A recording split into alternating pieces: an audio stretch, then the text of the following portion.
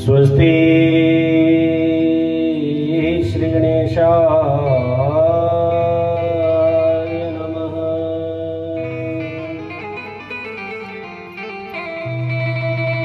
श्री गुरुचरण कमलेभ्यो नमः।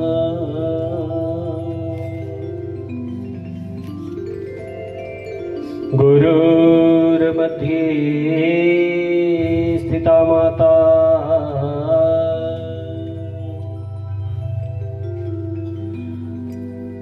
मातृमध्ये स्थिता गुरु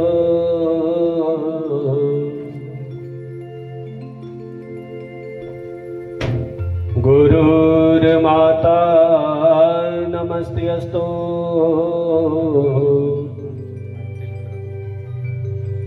हे मातृगुरुं नमाम्यहम्।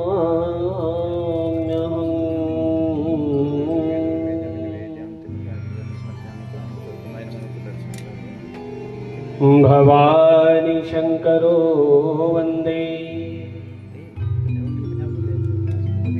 श्रद्धा विश्वासरूपिणो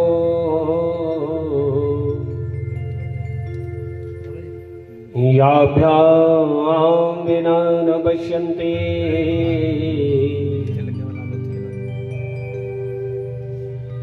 हे सिद्धे स्वान्तस्थमीश्वरम्।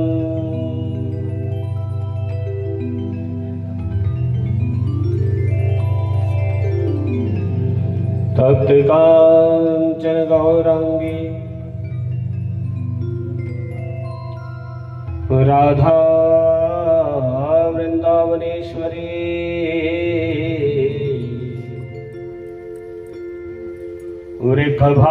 वृषभानुसुते देवी हे प्रणमामि हरे प्रिये।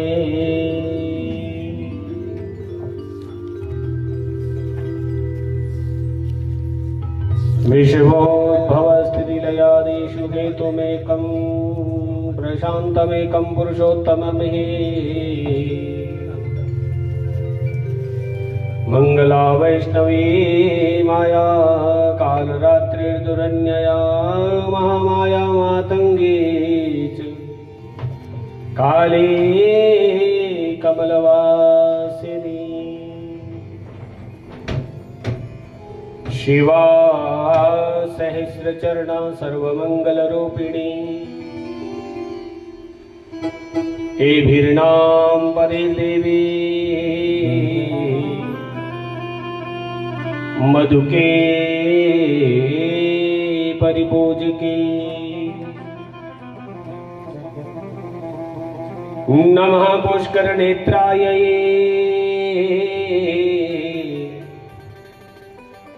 जगद्धात्रौ नमस्तुते महाऐश्वर्यै महादेव्यै महामंगलमूर्तये।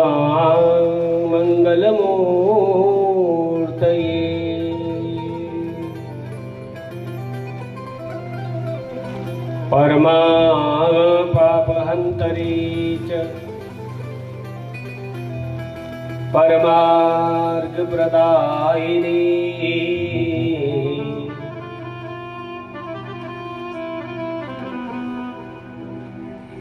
परमेश्वरी प्रजोतपत्ति परम ब्रह्म स्वरूपिणी मदधात्री मदोन्मत्ता मानगम्या महोन्मता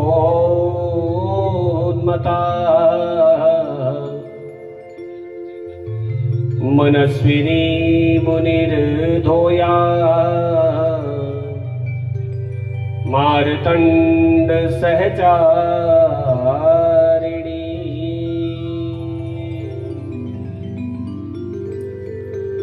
जय लोकेश्वरी प्राज्ञे प्रलयाम्ब्रद सलिले महामोह विनाशार्थं पूजितासि सुरासुरैः भवलोका भावकर्त्रियं पूज्यायमाग्रजा यमनिग्रहरूपा च यजनीचे नमोस्तुते। देवी भागवत रूप है, इसका जो चिंतन करे वह ज्ञान भक्ति वैराग्य से हो। पूर्ण उससे यम डरे, नवाह की निर्मल कथा सुन, कर्म का बंधन टरे। बोलिए जगदम्बे मैया की।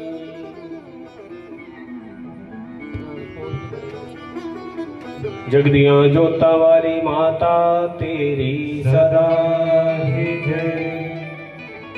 चराचर विश्व का संचालन करने वाली कोटि ब्रह्मांड नायिका परात पर अखिलेश्वरी भगवती जगत जननी जगदम्बा मां के श्री चरणों में उपस्थित निज स्वरूप आत्माओं, आइए मनवाणी को पावन करने के लिए भगवती मां के पावन स्तोत्र का उच्चारण करेंगे। जय भगवती देवी नमो वरदे, जय पाप विनाशिनी बहुफल दे। जय भगवती देवी नमो वरदे, जय पाप विनाशिनी बहुफल दे। जय शुंभ निशुंभ कपाल धरे, जय शुंभ निशुंभ कपाल धरे। ओ प्रणमामि तु देवी नरार्ति हरे। जय भगवती देवी नमो वरदे, जय पाप विनाशिनी बहुफल दे।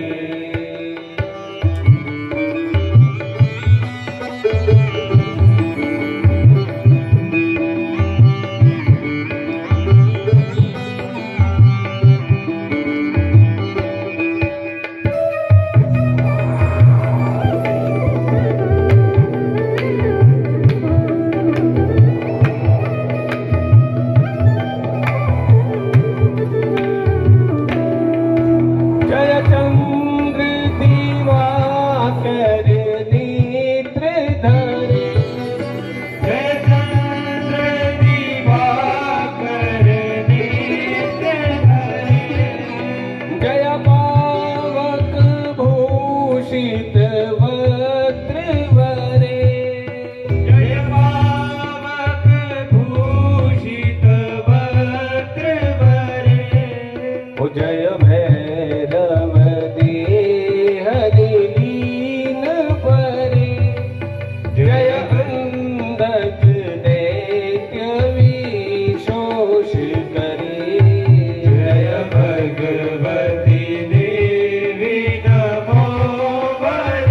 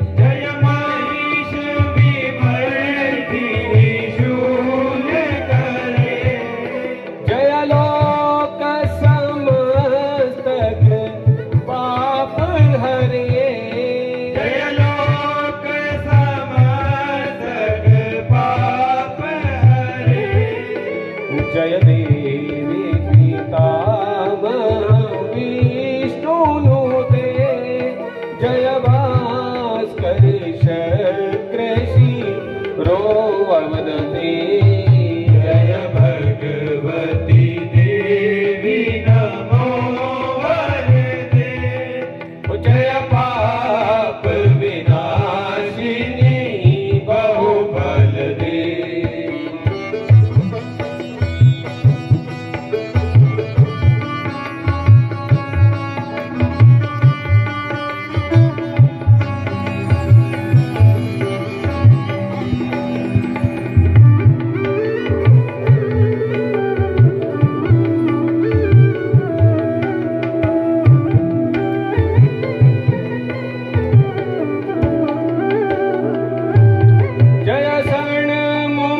सायुध ईशनुते।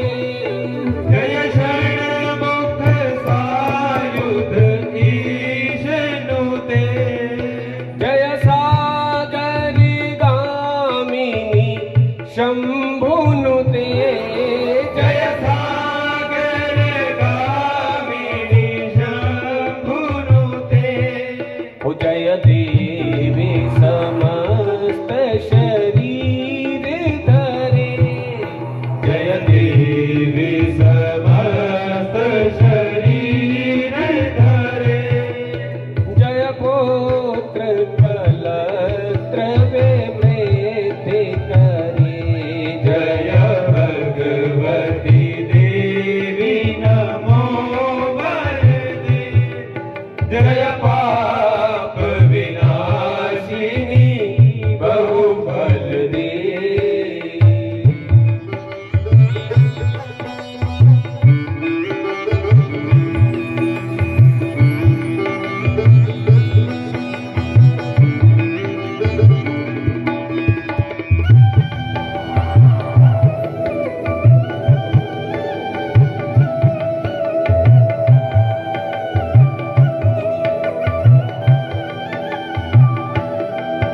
जय देवी समस्त शरीर धरे। जय देवी समस्त शरीर धरे। जय नाग विदर्शिनी दुख हरे। जय नाग विदर्शिनी दुख हरे। जय व्याधि विनाशिनी मोक्ष करे। जय व्याधि विनाशिनी मोक्ष करे। जय वांछित दायिनी से देवरे। जय भगवती देवी नमो वरदे। जय पाप विनाशिनी बहुबल दे। जय भगवती देवी नमो वरदे। जय पाप विनाशिनी बहुबल दे। जय भगवती देवी नमो वरदे। जय पाप विनाशिनी बहुबल दे। जय भगवती देवी नमो वरदे। जय पाप विनाशिनी बहुबल दे। बोलो जगदम्बे मैया की जय हो। जगदियां जोता वाली माता तेरी सदा ही जय। पूजितं यद्गृहे नित्यम् श्रीमद्देवी भागवत पुस्तकम् तद्गृहं तीर्थभूतं हि अवसतां पापनाशनम्। श्रीमद्देवी भागवत में लिखा है कि जो पुण्यमयी आत्मा निरंतर अपने घर के भीतर श्रीमद्देवी भागवत महापुराण की पुस्तक का पूजन करता है या जिस घर के भीतर श्रीमद् देवी भागवत आता है, प्रवेश करता है, तद गृहम तीर्थ भूतम ही वसताम पापनाशनम। वो घर घर नहीं रहता, वो घर तीर्थ रूप में परिणत हो जाता है। बोलो जगदम्बे मैया की। तो वहां पर जो भी जीव आता है उसके सारे के सारे पाप ताप सब निवृत्त हो जाते हैं, सारे पाप राशि धुल जाती है। बोलो जगदम्बे मैया की। सुनो श्रीमद् देवी भागवत की इस पुण्यमयी कथा। अमृत का जो रसपान करने वाला जीव है,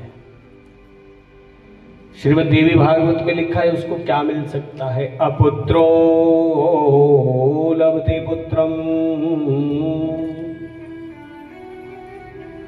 दरिद्रो धनवान भवेत, रोगी रोगात् प्रमुच्येत, श्रुत्वा भागवतामृतम्। अपुत्रो लभते पुत्रम, है ना, जिसको पुत्र नहीं होता वो संकल्प करके श्रीमद् देवी भागवत की कथा को 9 दिनों तक निरंतर पान करे तो कहते हैं 9 महीने के भीतर उसको पुत्र रत्न की प्राप्ति हो सकती है। बोलो जय माता दी। दरिद्रो धनवान भवेत, जो दरिद्री जीव है वो धन संपत्ति से युक्त हो जाता है। पर सुनो, सुनने के भी नियम हैं। जब मन किया तब पहुंचे, जब मन किया उठ के चले गए। ऐसी कथा सुनने का पूर्ण फल नहीं मिलता। बोलो जय माता दी। और लिखा है कि रोगी रोगात् प्रमुच्येत, रोगी रोगों से मुक्त हो जाता है।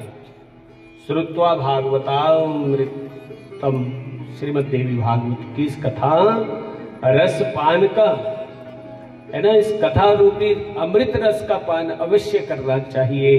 क्योंकि कथा अमृत का पान करने से जीव भीतर चल रहे 6 शत्रु काम क्रोध मद लोभ अहंकार से निवृत्त हो जाता है।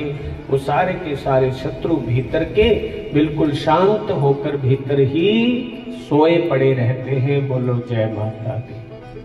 सात्विक वृत्ति और सात्विक विचार मन बुद्धि के भीतर उत्पन्न होते हैं। बोलो जय माता दी।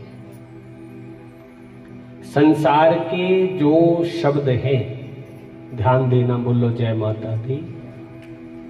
फिर बोलो, संसारी जो शब्द है जब वो कान के भीतर जाता है ना, चाहे वो स्तुति परक शब्द हुआ, चाहे वो निंदा परक शब्द हुआ, वो भीतर हमारे एकदम से खलबली पैदा कर देते हैं। बोलो जगदम्बे मैया की। पर कहते हैं ना, जब जिस वक्त जीव के भीतर सात्विक विचार हो, किसी ने तुम्हारे कान में कोई निंदा की, कोई चुगली लगाई, तो तुम्हारे ऊपर उसका कोई प्रभाव नहीं होता। और जब तुम्हारा मन, तुम्हारा चित्त संसार के विषयों में फंसा हुआ है, संसारी बातों में उलझा हुआ है, पर छोटी सी कोई बात बोल दे, फलानी तनु इतना बोल रही थी, अच्छा पूरी क्या मजा, उन्हें कुछ भी है, और उसी वक्त रिएक्शन हो जाएगा, तुरंत फोन पे लड़ाई।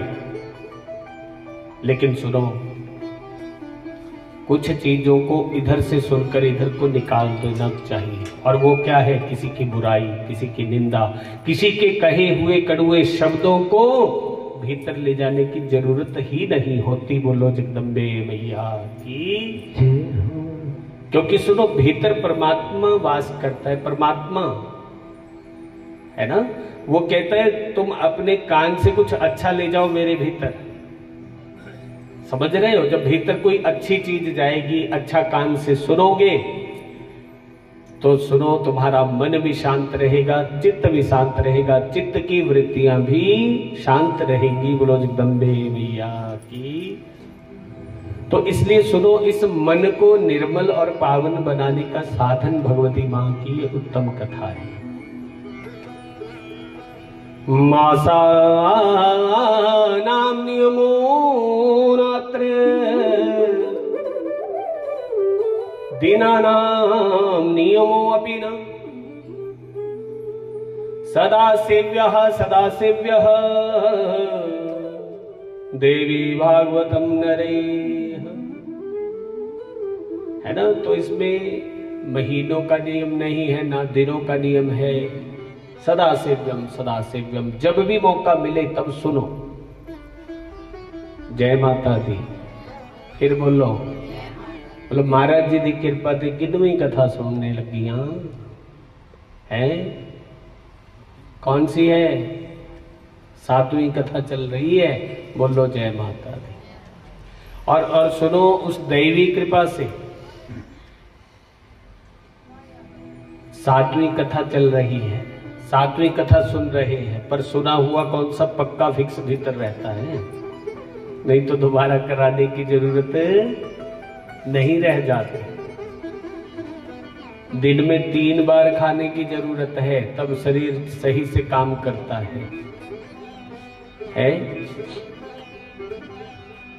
तो सुनो, एक बारी में वर्ष भर का कोई बोल दे ठूस लो पेट के भीतर, खा लोगे क्या? वर्ष भर के लिए आज खाया हुआ रख सकते हो क्या? नहीं रह सकता।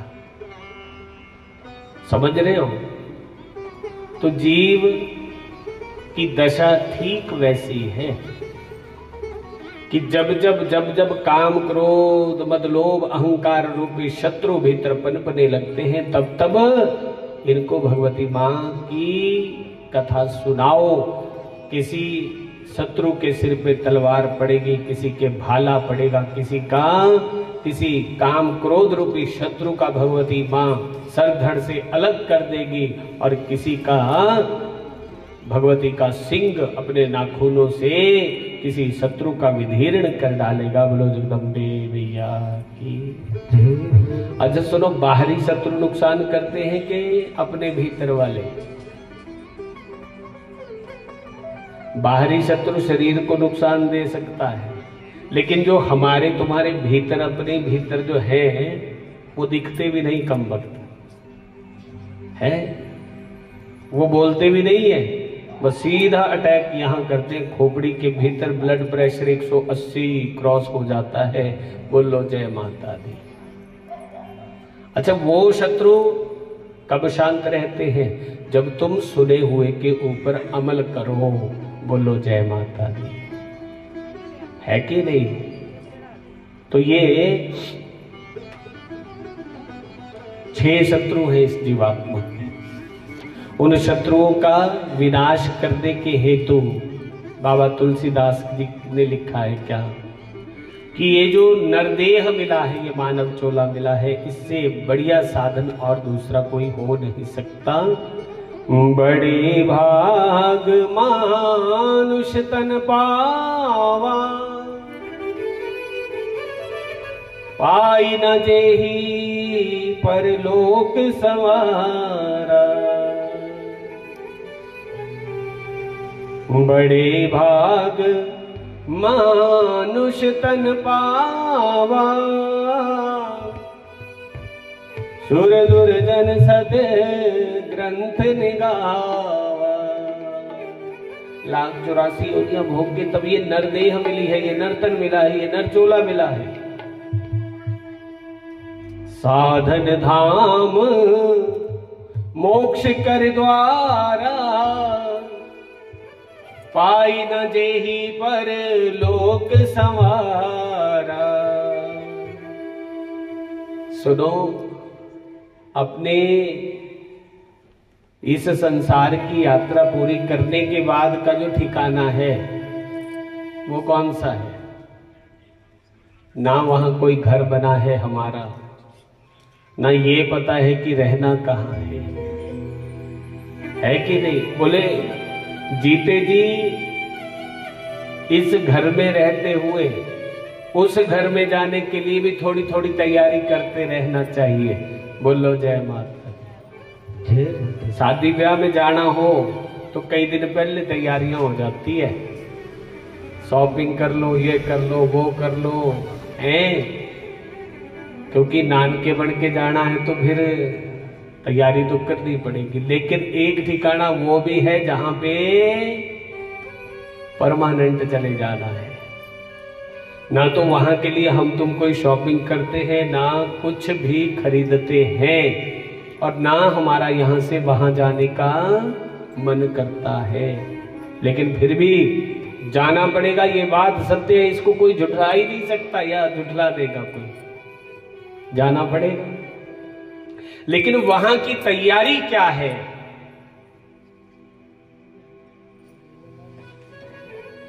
हाथों से कुछ अच्छा कर जाओ, कुछ इन हाथों से छोड़ो, बांटने की आदत बनाओ। जिंदगी भर जोड़ता ही जोड़ता है इंसान, अंत समय में थोड़ा थोड़ा त्याग करना चाहिए। बोलो जगदम्बे मैया की जय हो। तो अंतिम समय में हाथों को आदत लगाओ, थोड़ा थोड़ा कुछ दान करे, कोई सेवा करे, कोई सत्कर्म करे। बोलो जगदम्बे मैया की जय हो। तो ये साधन है मुक्ति पाने के। निरंतर कथा रस का पान हो, निरंतर भगवत नाम का जाप हो, और निरंतर थोड़ा थोड़ा यथा सामर्थ्य नित्य प्रतिदिन थोड़ा थोड़ा दान करते रहना चाहिए। बोलो जगदम्बे मैया की जय हो। अच्छा सुनो, रोज रोज कोई भंडारा लगा सकता और रोज रोज कोई भोग बांट सकता? कोई नहीं बांट सकता। एक बात सुनो, ब्रेड पकौड़ा 10 रुपए का बाहर भी मिलेगा, जलेबी मिलेगी, समझ रहे हो? लेकिन जो यहां बनता है वो वहां नहीं बनता। वहां का जो है वो सिर्फ बिजनेस के लिए, कारोबार के लिए है। जो यहां बनता है वो क्या बनता है? वो प्रसाद बनता है। बोलो जगदम्बे मैया की। क्योंकि प्रसाद खाने से भी कई बार कई रोग मिट जाते हैं। बोलो जगदम्बे मैया की। क्योंकि सुनो, वो भगवती मां का जूठा है। पहले भोग किसको लगता है? मेरी मैया रानी को लगता है कि नहीं? तो इसलिए उसके भीतर क्या हो जाता है? वो औषधि, वो अमृत तुल्य हो जाता है। बोलो जगदम्बे मैया की जय हो। कलिजुग समजुग आन नहीं, जो नर कर विश्वास। गाई राम गुण गण विमल, भवतर बिनाहि प्रयास। अच्छा सुनो, हम कथाएं कितनी सुनते हैं? बहुत सुनते हैं। और सुनते कौन कौन सी हैं? बोले हम कथाएं सुनते हैं सतयुग की, हम कथा सुनते हैं त्रेता की, हम कथा सुनते हैं द्वापर की, और हम पैदा हुए कलयुग के भी। तो कलयुग में सुनो, अगली अगली पीढ़ियां जो होंगी, आने वाली 4, 5, 6 पीढ़ियां, उस समय पता नहीं क्या दशा हो जाएगी इस कलयुग की। बोलो जगदम्बे मैया की, है कि नहीं? तो उस समय सुनो, जो बहुत छोटे छोटे नन्हे मुन्ने बच्चे वो बोला करेंगे। एक दाढ़ी वाले बाबा बैठते थे इधर बेंच के ऊपर, क्योंकि छोटे हैं, इनको नाम का थोड़ी ना पता, समझ रहे हो? वो बहुत बड़ा यज्ञ करवाते थे, है, बहुत प्रसाद बंटता था, ये होता था, वो होता था, क्योंकि स्मृतियां हैं, ये निशानियां हैं अपने रहते रहते कुछ अच्छा कमाने की। बोलो जगदम्बे मैया की। ना देखा सतयुग, ना देखा त्रेता, ना देखा द्वापर। जिस युग के भीतर हम पैदा हुए हैं, हमने तो वही देखा, बस इसी में चले जाना है। तो लिखा है गोस्वामी तुलसीदास जी ने, कलिजुग समजुग आन नहीं, जो नर करे विश्वास। गाई राम गुण गण विमल भवतर बिनहि प्रयास। तो कलियुग सतयुग सच्चा था, त्रेता में 25% झूठ आया, द्वापर में 50-50 हो गया और कलियुग में 75% झूठ है और सत्य केवल 25% रह गया है। 4 आने रह गया है, बाकी नहीं तो सारा कारोबार काम धाम सब झूठ का बोलबाला। बोलो जगदम्बे मैया की जय हो। लेकिन इस कलियुग में भले ही लाखों दोष है, लेकिन इसके भीतर एक गुण है कि तुम सच्ची मन से सच्ची श्रद्धा से गाई राम गुण गण विमल भवतर बिनहि प्रयास। और इस कलियुग में जीव भगवान का भजन करने मात्र से भव सागर से पार हो जाता है। बोलो जगदम्बे मैया की जय हो। प्रगति चारिपति धर्म के कलिमहु एक प्रधान, जेन के न विधि दीनये दान करे कल्याण। प्रगति चारिपद धर्म के 4 चरण थे, लेकिन धीरे धीरे 3 युगों में 3 चरण टूटे हैं। कलियुग में केवल दान की प्रधानता रह गई है। किसकी? केवल और केवल दान की प्रधानता है। बोले जिस किसी भी व्याज से, जिस किसी भी बहाने से, जिस किसी भी निमित्त से इन हाथों से प्यारे कुछ छूट गया, बस वही तुम्हारे कल्याण का साधन बनेगा। बोलो जगदम्बे मैया की जय हो। तो इसलिए थोड़ा थोड़ा अभ्यास निरंतर करना चाहिए। आपत्ति काल के लिए धन की रक्षा करो। आपदर्थे धनम रक्षेत धनात् दारा। आपत्ति के लिए धन की रक्षा, धन से बढ़कर पत्नी की रक्षा, पत्नी से भी बढ़कर अपने आप की, अपने शरीर की रक्षा करनी चाहिए। क्योंकि शरीर है तो पति है, पत्नी है, और वो रहेंगे तो फिर धन भी होगा। लेकिन अगर स्वयं का शरीर खत्म हो गया तो फिर कुछ भी नहीं रह जाएगा। बोलो जगदम्बे मैया की जय हो। की परोसा इस जिंदड़ी दा केड़े मोड़ ते मुक जाना। अज तां कट्ठे असी खेड़दे हसदे, अज तां कट्ठे असी खेड़दे हसदे, कल दुनिया तो तुर जाना। की भरोसा इस जिंदड़ी दा, की भरोसा इस जिंदड़ी दा, केड़े मोड़ ते मुक जाना, केड़े मोड़ ते मुक जाना। अज तां कट्ठे असी खेड़दे हसदे, अज तां कट्ठे असी खेड़दे हसदे, ओ कल दुनिया तो तुर जाना। की भरोसा इस जिंदड़ी दा। ताली भाव से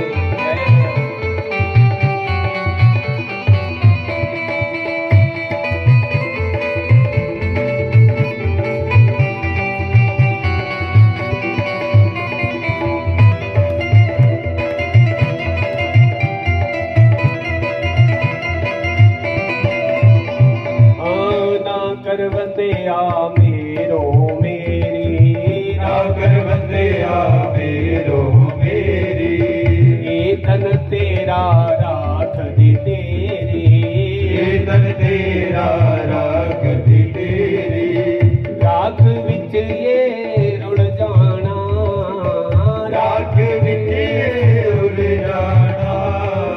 अज तां कट्ठे असी खेड़दे हसदे, अज तां कट्ठे असी खेड़दे हसदे, कल दुनिया तो तुर जाना। की भरोसा इस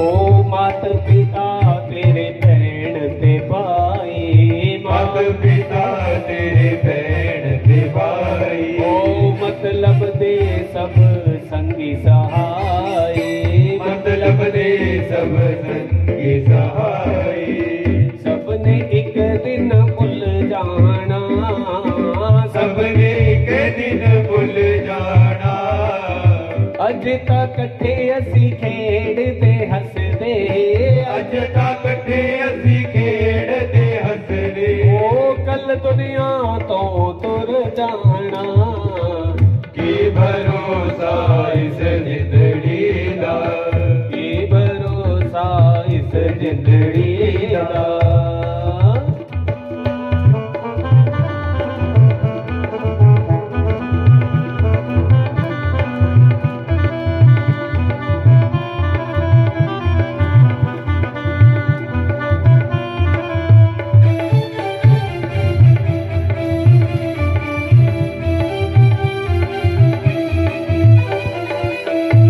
चवारे तेरे कम नहीं आने, महल चवारे तेरे कम नहीं आने, कोठियां ते बंगले इत्थे रह जाने, कोठियां ते बंगले इत्थे रह जाने, एक जाना रब दा ना बंदिया, जाना रब दा ना बंदिया, अज तक कट्ठे असी खेड़दे हसदे, अज तक कट्ठे असी खेड़दे हसदे, कल दुनिया तो तुर जाना, ये भरोसा इस जिंदड़ी दा, ये भरोसा इस जिंदड़ी दा, की भरोसा इस जिंदड़ी दा।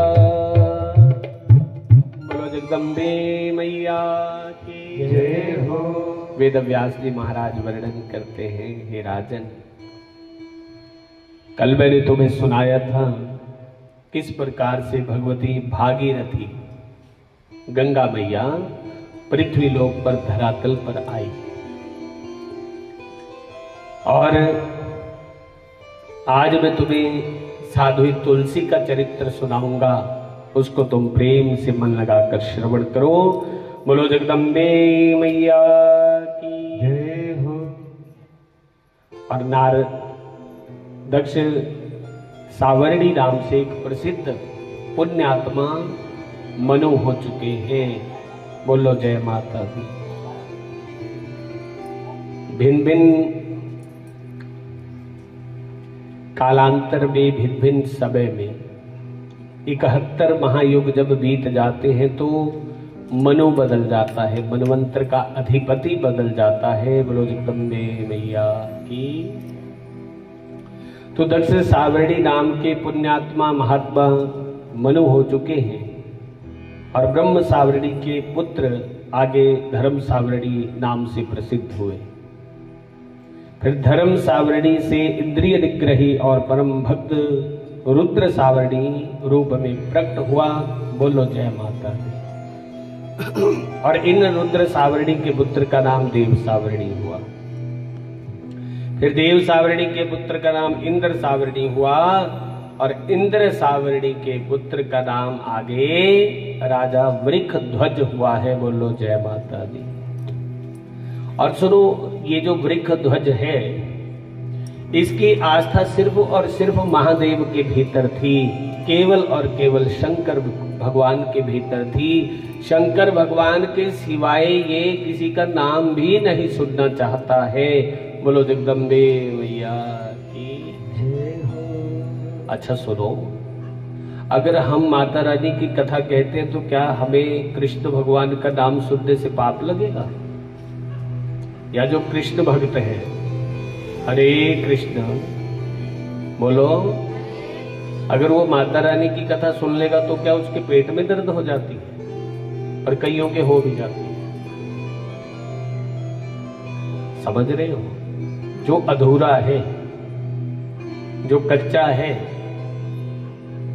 जिसने सिर्फ एक ही चीज सुनी है, उसको दूसरी चीज अच्छी नहीं लगती। लेकिन दूसरे के भीतर जब वो रस चख लेगा और वास्तविकता में उसको सही रस का आभास हो जाए तो फिर वो एक को नहीं वो अनेकों को श्रवण करेगा। बोलो जगदम्बे मैया की जय हो। सुनो, जो 18 पुराण वेद व्यास जी महाराज ने रचना की है, तो वेद व्यास जी महाराज बहुत बुद्धिमान थे, क्योंकि उन्होंने देखा कलियुग के जो भक्त हैं वो भिन्न भिन्न प्रकार के होंगे, अनेकों प्रकार के भक्त होंगे, है ना। तो कई कई कृष्ण भगवान का नाम नहीं लेते, ना नाम सुनना पसंद करते, समझ रहे हो। और कई ऐसे हैं जो देवी का नाम नहीं लेते, कई ऐसे हैं जो शिव का नाम नहीं लेते। अब सबकी अपनी अपनी खोपड़ी, अपनी अपनी सोच है कि नहीं। एक समाज ऐसा भी है वो सनातन का ही नाम नहीं लेता, अब उसका नाम नहीं ले सकता। मैं बोलो जय श्री कृष्ण, प्रेम से बोलो, है कि नहीं। वो हमारी तुम्हारी पूजा का बिल्कुल विरोध करते हैं, वो बिल्कुल ही खंडन करते हैं। जो पूजा हम आप लोग करते हैं ना, वो कहते हैं कुछ नहीं है। अच्छा, जिसका चित्त जिसमें रमा हुआ है, समझ रहे हो। कहते हैं श्रीमद् भागवत जी में लिखा है कि धर्म क्या है, धर्म की परिभाषा क्या है। और हमारे तुम्हारे से पूछा जाए धर्म क्या है, तो संत महापुरुष कहते हैं स्वधर्मे निधनम श्रेयो परधर्मम भयावह। अपने धर्म में मृत्यु को भी गले लगाना पड़े तो कभी पीछे नहीं हटना चाहिए। और दूसरे का धर्म तो भैया भयावह है, पता नहीं कब क्या करना पड़े, इसलिए अपने धर्म में मृत्यु को भी आलिंगन करना पड़े तो पीछे नहीं हटना चाहिए। बोलो जगदम्बे मैया की जय हो। और एक बहुत सुंदर शब्द है, धर्मो रक्षति रक्षितः। धर्मो रक्षति रक्षितः।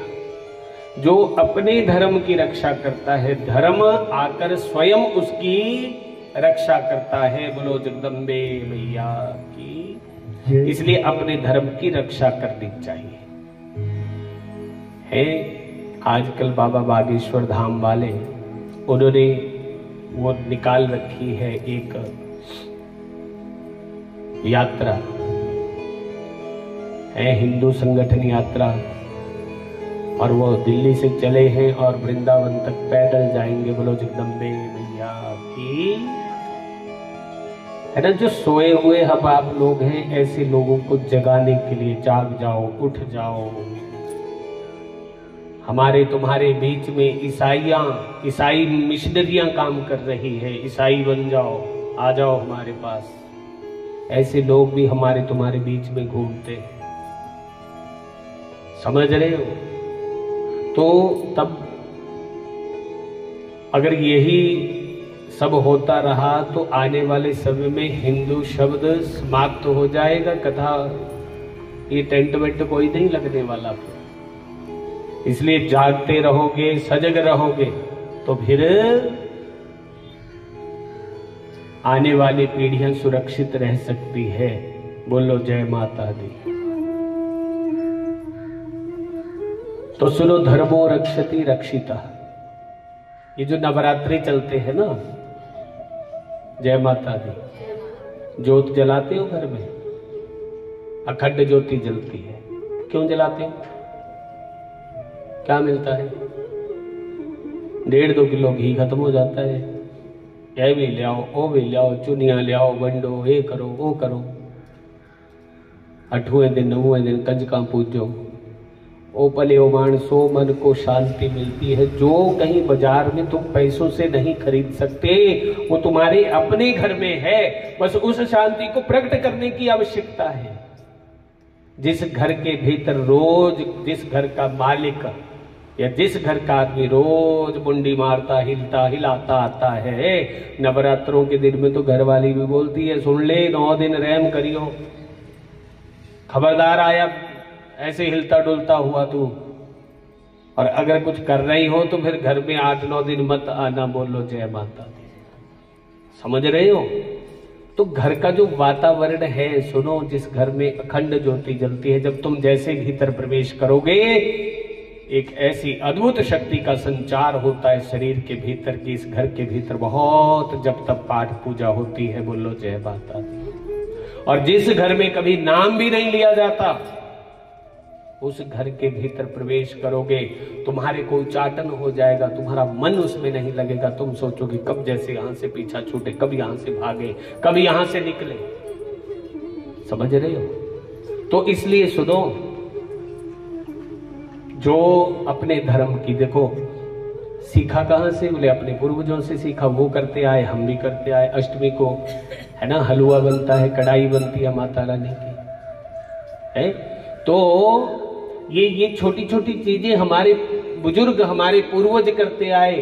कुलजा का मत्था टेकना, साल में 1-2 बार हाजिरी लगानी पड़ती है, तो मैया रूठ जाती है फिर, और मैया रूठ जाए तो फिर सारे काम खराब, और सिद्ध रूठ जाए, बाबा बालकनाथ रूठ जाए तो मामला गड़बड़। आसपास में ग्राम देवता, गांवों का भी देवता होता है, बोलते हैं ना ग्राम देवताभ्यो नमः, स्थान देवताभ्यो नमः। सुबह जब पूजा की जाती है तो सब देवताओं का नाम लिया जाता है, जो स्थानीय देवता, इस भू का जो मालिक है उसका। एक तो हम तुमने ने छोटे छोटे प्लाट लेके घर बनाए हैं, हम अपने को इसका क्या समझते हैं? मालिक समझते हैं, लेकिन असली मालिक कोई और है। हमने तो बस उतने समय के लिए खरीदा जितना समय सांसें चलेगी, और मरने के बाद हमारे बच्चे उसको बेचेंगे, रखेंगे, क्या करेंगे क्या नहीं करेंगे कोई पता। या जिन घरों में हमारे बुजुर्ग रहा करते थे, हम वही ठहरे हैं या हमने भी कई जगह बदल दी है, ये भी कोई पता। हमारे बुजुर्ग, हमारी पीढ़ी कहां से चली, कौन था पहले, कौन था पहले, 7 पीढ़ियों तक का बड़ी मुश्किल से रिकॉर्ड तुम्हारे को पटवारी के पास मिलेगा। उससे पीछे तुम ढूंढोगे तो पता ही नहीं है तुम हो कौन, मैं कौन। समझ रहे हो? तो इसलिए सुनो, धर्मो रक्षित, हमारे बुजुर्गों ने जो भी रिवाज चलाया है हमें उसकी रक्षा करनी चाहिए। हम अपने धर्म की जो जो धर्म के कृत्य उन्होंने प्रारंभ किए हैं वो हम भी करेंगे, तो धर्म स्वयं हमारी आके रक्षा करता है। बोलो जय माता दी। एक सेठ बाणिया था, करियाने की दुकान थी, तो अपने बेटे को बिठा देता दुकान में और खुद चला जाता कथा सुनने। बोलो जय माता दी। फिर बोलो, और बेटे से कह देता, सुन शादी ब्याह का सीजन है, ज्यादा सामान लेने वाला कोई आया तो मुझे बुला लेना। और इधर कोई आया ब्याह का सामान खरीदने के लिए, अब ज्यादा सामान था तो पिता के शब्द याद आए, और उस समय व्यास जी कथा कह रहे थे कि गौ माता की रक्षा करनी चाहिए। कोई प्रसंग चला होगा, वो कितना भी नुकसान करे उसको कभी लाठी से नहीं मारना चाहिए। वारण कर सकते हो, हटा सकते हो, लेकिन मारने का अधिकार हमारा तुम्हारा नहीं है। बोलो जगदम्बे मैया की। तो इस प्रकार से वो कुछ शब्द जो थे उस नौजवान के कान के भीतर पड़े, और पिता को संकेत किया कि चलो दुकान में कोई आ गए हैं सेठ जी लेने वाले राशन ज्यादा वाला। तो सेठ ने इशारा किया चल। अब आगे जब तक वो लड़का नौजवान जब तक वो पहुंचा दुकान में, तो क्या देखता है, एक गाय उसकी राशन की दुकान में घुसी हुई है और लगभग 10-15 किलो राशन वो खा चुकी है। बोलो जगदम्बे मैया। और ये बालक जो था निहारता रहा, देखता रहा, हटाया नहीं, क्योंकि वो 2-4 शब्द जो चलते चलते सुन लिए उसके ऊपर अमल कर बैठा है कि नहीं। और पिता आया, पिता ने कहा, रे मूर्ख, तेरे सामने सारी ये जो गाय सारी दुकान को उजाड़ देगी तब हटाएगा तू? बोले पिताजी कितना खाएगी, वो खाने दो ना। अरे वो व्यास जी सुना रहे थे कथा के भीतर है। अरे तू कहीं पूरा दिन कथा सुन लेगा तो अपना घर भी बेच देगा। बोलो जगदम्बे मैया। अब ये बातें सुनने सानने के लिए होती है, सुनो और वहीं छोड़ दो, घर लाने की जरूरत नहीं होती। और सुनो, जब वो लठ उठाया गाय को मारने के लिए तो बेटे ने रोक दिया, बोले मत मारो पिताजी, ये गौ माता है। अरे तेरा दिमाग खराब हो गया है, आज के बाद तू दुकान में बैठने लायक नहीं रहा। तू एक काम कर, तू दफा हो जा, मेरी नजरों के सामने कभी दोबारा मत आना। तू तो सारी दुकान बर्बाद कर देगा, लुटा देगा मेरे को तू। और उस जवान बेटे को पिता ने छोटी सी बात के लिए घर से निकाल दिया। बोलो जगदम्बे मैया की। अब वो रास्ते से निकल रहा था, आगे पगडंडी का रास्ता है, तो रास्ते में एक सांप ने मेंढक को पकड़ा हुआ है और आधा मेंढक उसके मुंह के भीतर है और आधा बाहर है। मुंह मेंढक का बाहर है, मेंढक छटपटा रहा है, मुझे कोई छुड़ा दे, मेरे प्राण बच जाए। और सांप सोचता है कि मैं एक लपकी और मारूं, इसको लपाकी और मारूं और इसको पूरा निकल जाऊं। एक बचना चाहता है, एक मारना चाहता है, इसको दया आई।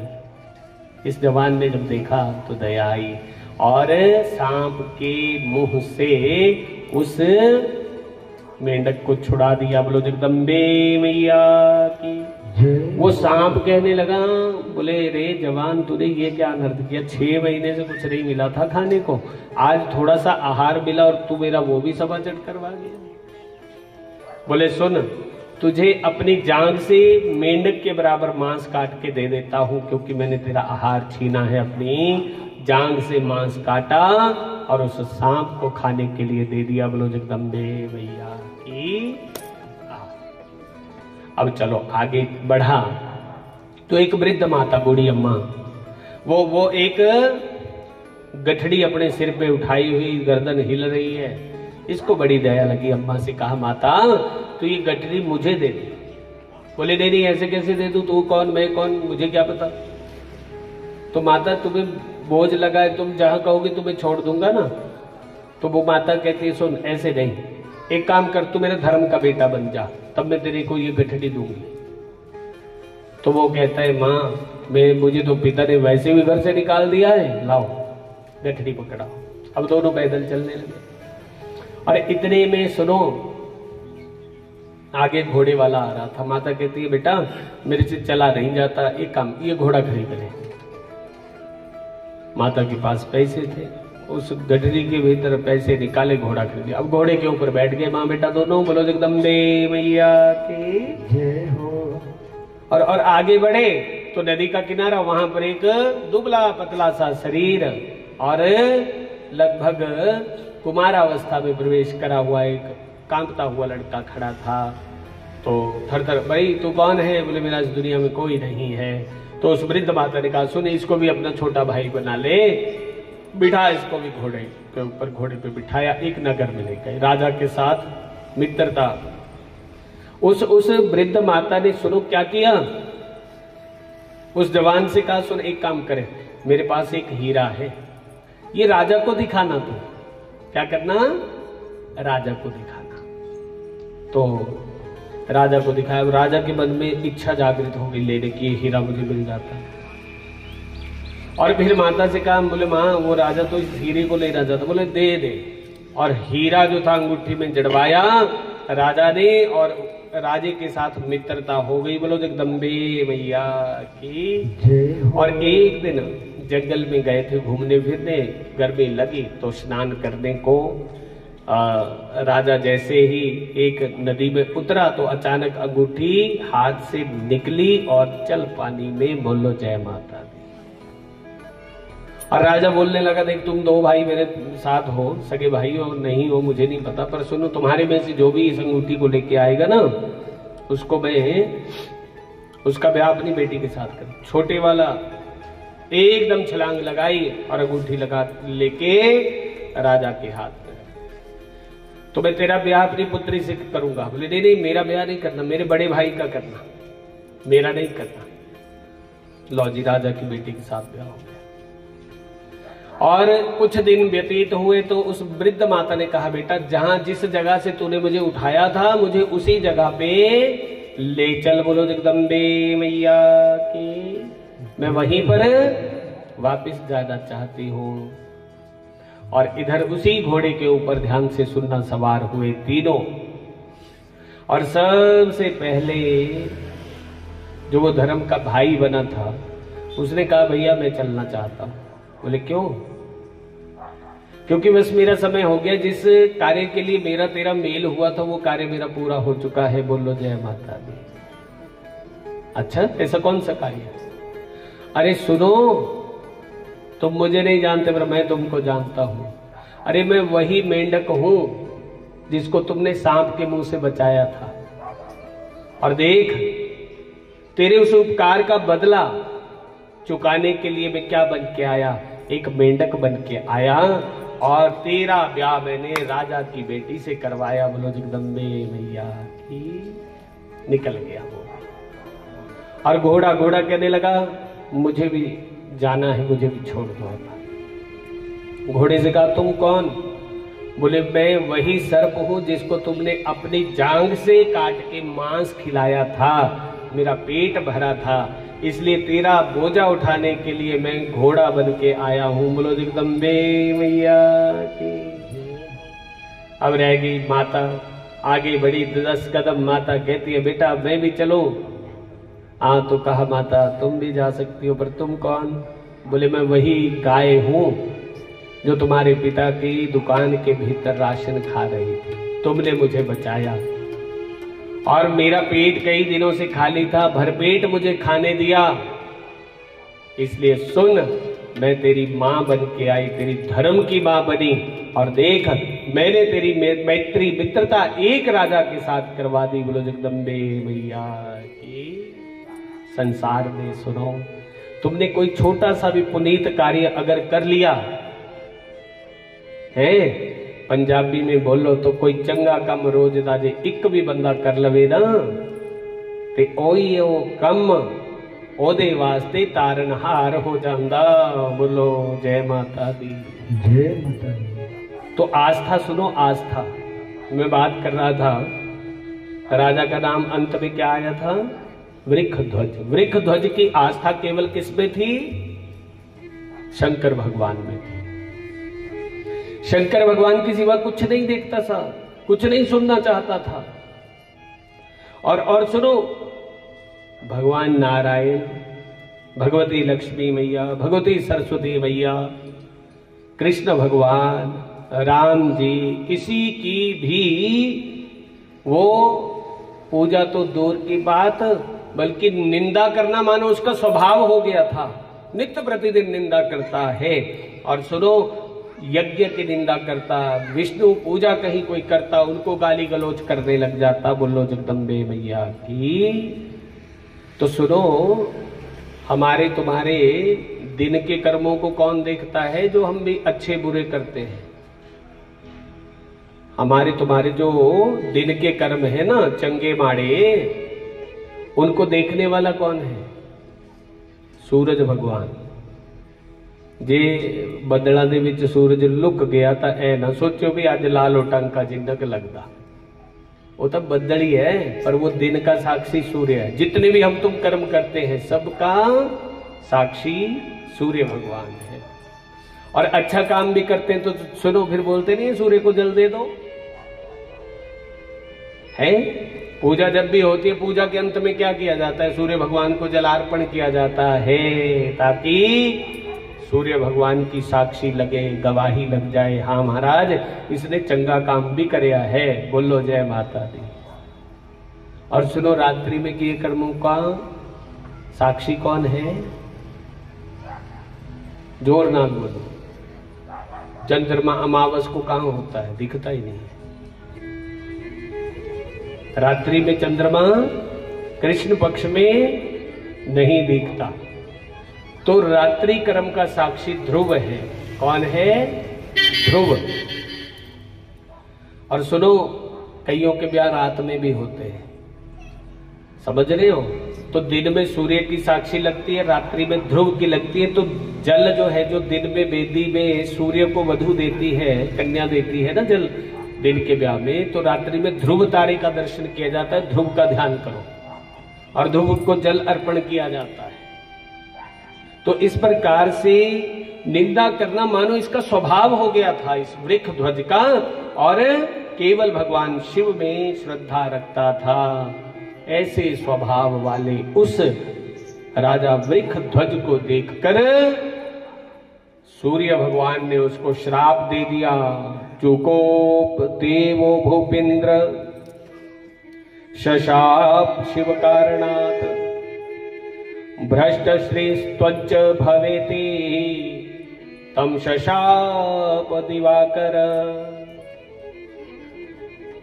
और जैसे उसको लक्ष्मीहीन होने का श्राप दिया तो सुनो, भक्त पर आया हुआ संकट देखकर आहा, भगवान आशुतोष बाबा भोलेनाथ क्रोध में आग बबूला हो गए और शंकर भगवान सूर्य का वध करने के लिए हाथ में त्रिशूल लेकर उठकर खड़े हुए कैलाश पर्वत पर और सूर्य का पीछा करने लगे। भुवन भास्कर के पीछे भागे। भुवन भास्कर प्राण रक्षा के हेतु ब्रह्मलोक में चले गए और ब्रह्मा जी का जाके वंदन किया, मेरी रक्षा करो, शंकर जी मुझे मारना चाहते हैं। और ब्रह्मा जी ने कहा, आशुतोष भगवान शंकर से तुम्हें कोई नहीं बचा सकता, चलो नारायण भगवान की शरण में चलते हैं। और सूर्य भगवान को लेकर ब्रह्मा जी नारायण भगवान के पास, रक्षा करो, पाही पाही पाही पाही। और नारायण भगवान ने कहा, ब्रह्मा जी इतने विचलित, अरे महाराज पहले आप थोड़ा संभालो भोलेनाथ को, बहुत क्रोध में आग बबूला है। और जैसे ही महादेव हाथ में त्रिशूल रक्त रंजित नेत्र है आए, उसी वक्त नारायण भगवान ने दोनों हाथ जोड़ के शंकर भगवान से कहा, आओ महादेव आओ, आज इतने क्रोध के भीतर हमारे वैकुंठ में आपका आगमन कैसे हुआ, वो भी क्रोध में। और शंकर भगवान ने कहा, हे वैकुंठाधीश, ये जो दुष्ट सूर्य है इसने हमारे भक्त को श्रीहीन होने का श्राप दे दिया है। लक्ष्मी उससे रूठ कर चली गई है, इसलिए मैं इस सूर्य को जिंदा नहीं छोड़ूंगा। वैकुंठाधीश मुस्कुराए। वैकुंठाधीश ने कहा, हे बाबा भोलेनाथ, आपका सच में ही जो नाम आपका भोला किसी ने रखा है, आप सच में ही भोले हैं। भगवान शंकर का क्रोध शांत हो गया। बोले, ऐसा क्या? अरे हे शंभो, हे महादेव, कालो अतियातो देवेन युगानाम एकविंशति वैकुंठे घटिकार्धेन शीघ्रम गच्छ त्वमालयम्। नारायण भगवान ने कहा कि हे भोलेनाथ, देव की प्रेरणा से बहुत सा समय बीत चुका है अब तक, और जब तक आप वैकुंठ में पहुंचे ब्रह्मलोक से होते हुए पृथ्वी लोक पर 21 युग बीत चुके हैं। कितने युग बीत गए हैं? 21 युग बीत गए हैं। लगभग 9,07,20,000 वर्ष समाप्त हो चुके हैं। इसलिए हे महादेव, अपने क्रोध को शांत करो। और अभी वैकुंठ में सिर्फ और सिर्फ आधी घड़ी व्यतीत हुई है। बोलो वैकुंठाधीश भगवान की। अतः हे महादेव, आप अपने स्थान पर, आप कैलाश के ऊपर पधारिए, क्योंकि भयंकर कलिकाल ने, भयंकर कलियुग ने इस समय वृक्ष ध्वज को अपना ग्रास बना लिया। वो तो कब का मारा जा चुका है। और यही नहीं, उस वृक्ष ध्वज के भी आगे पुत्र हुआ रथ ध्वज, और रथ ध्वज के भी आगे 2 पुत्र हुए हैं, जिनका नाम है धर्म ध्वज और कुश ध्वज। बोलो जगदम्बे मैया की जय हो। और वो दोनों ही परम पुरुष वैष्णव हैं, और सूर्य के श्राप के कारण श्री विहीन होकर जो है ना, वो अपना जीवन यापन कर रहे हैं। बोलो जय माता दी। फिर बोलो जय माता दी। तो सुनो, हमारी पीढ़ी में अगर किसी से ऐसी त्रुटि हुई हो तो भी हमारे घर में कभी भी लक्ष्मी का वास नहीं होता। बोलो जय माता दी। या कभी ये भी होता है किसी संत महापुरुष का अपमान किसी हमारे बुजुर्ग ने किया हो तो उसका भी श्राप लगता है। इसलिए धर्मध्वज और कुशध्वज अपने दादा परदादा के समय का जो श्राप था उसका प्रायश्चित करने के लिए तप कर रहे हैं। बोलो जगदम्बे मैया की। और हे महादेव, उन दोनों का ध्येय क्या है? केवल लक्ष्मी की प्राप्ति, और जैसे भी हो कैसे भी हो बस लक्ष्मी की उपासना करना ही उनके जीवन का ध्येय हो गया है, उनके जीवन का लक्ष्य हो गया है। बोलो जगदम्बे मैया की। और हे कैलाशवासी, उनकी भार्याओं के उदर से भगवती लक्ष्मी अपनी अपनी एक कला से प्रकट होगी। जब वो एक एक कन्या से संपन्न होंगे तो वो लक्ष्मीवान हो जाएंगे। बोलो जगदम्बे मैया की। इतना कहकर वैकुंठाधीश अपने अंतःपुर के भीतर प्रवेश कर गए और इधर महादेव अपने लोक में चले गए और भुवन भास्कर पुनः अपने लोक में प्रतिष्ठित हो गए और ब्रह्मा जी अपने ब्रह्म लोक में आ गए। वेद व्यास जी वर्णन करते हैं, धर्मध्वज और कुशध्वज, इन दोनों राजाओं ने भगवती लक्ष्मी को प्रसन्न करने के लिए बड़ा कठिन तप किया है। बोलो जगदम्बे मैया की जय हो। और महाराज कुशध्वज की परम साध्वी भार्या का नाम जो था मालावती था, और उसने एक कन्या को जन्म दिया जो लक्ष्मी का ही साक्षात अंश मानी जाती है। और जैसे ही वो कन्या पैदा हुई, पैदा होते ही उसने स्पष्ट शब्दों में वेद मंत्रों का उच्चारण करना प्रारंभ कर दिया। बोलो जगदम्बे मैया की जय हो। और विद्वान पुरुषों ने उसका नाम वेदवती रखा है। बोलो वेदवती मैया की जय हो। और उत्पन्न होते ही वो ऐसी सुयोग्या बन गई, इतनी तरुण हो गई, जवान हो गई कि लोगों के रोकने पर भी रुकी नहीं और स्नान आदि करके तत्काल उसी वक्त तपश्चर्या करने के लिए वन की ओर चली गई। बोलो जगदम्बे मैया की। और एक मनवंतर तक, कितने समय तक? एक मनवंतर तक उसने पुष्कर तीर्थ में रहकर कठिन तप किया है। बोलो जगदम्बे मैया की जय हो। तो इस प्रकार से सुनो, एक मनवंतर में लगभग 43,20,000 वर्ष 4 युगों का मान है। ये एक महायुग बनता है।